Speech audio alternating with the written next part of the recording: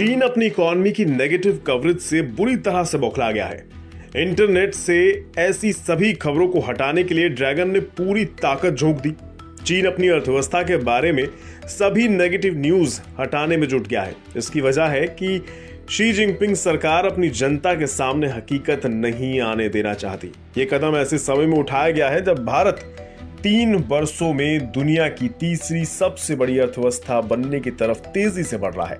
वित्त मंत्रालय के हालिया अनुमान के मुताबिक 2030 तक भारतीय अर्थव्यवस्था $7 ट्रिलियन की हो सकती है। इस समय भारतीय इकॉनमी दुनिया में सबसे तेजी से आगे बढ़ रही है और इस साल इसकी विकास दर 7.3% रह सकती है। अंतर्राष्ट्रीय मुद्रा कोष यानी IMF भी कह चुका है कि दुनिया की प्रमुख अर्थव्यवस्थाओं में भारत सबसे ज्यादा तेज गति से बढ़ने वाली इकॉनमी बना रहेगा। वहीं चीन लगातार अपनी अर्थव्यवस्था को पटरी पर लाने के लिए कड़ा संघर्ष करने में जुटा है। ऐसे में खबर आई है कि चीन की सरकार ने अफसरों को ड्रैगन की इकॉनमी के बारे में इंटरनेट पर मौजूद नकारात्मक खबरों को हटाने के लिए कहा है।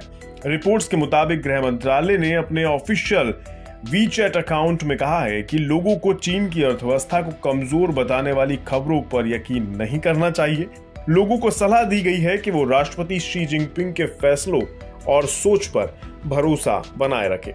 इस बीच चीन की इकॉनमी के लिए नेगेटिव रिपोर्ट लिखने वाले वित्त जानकार और अर्थशास्त्रियों के सोशल मीडिया और न्यूज आर्टिकल्स को सेंसर करना भी शुरू कर दिया गया है। चीन के अधिकारियों ने इस साल के विकास के लिए आशावादी आउटलुक रखा है, जबकि सच्चाई इससे कोसों दूर है।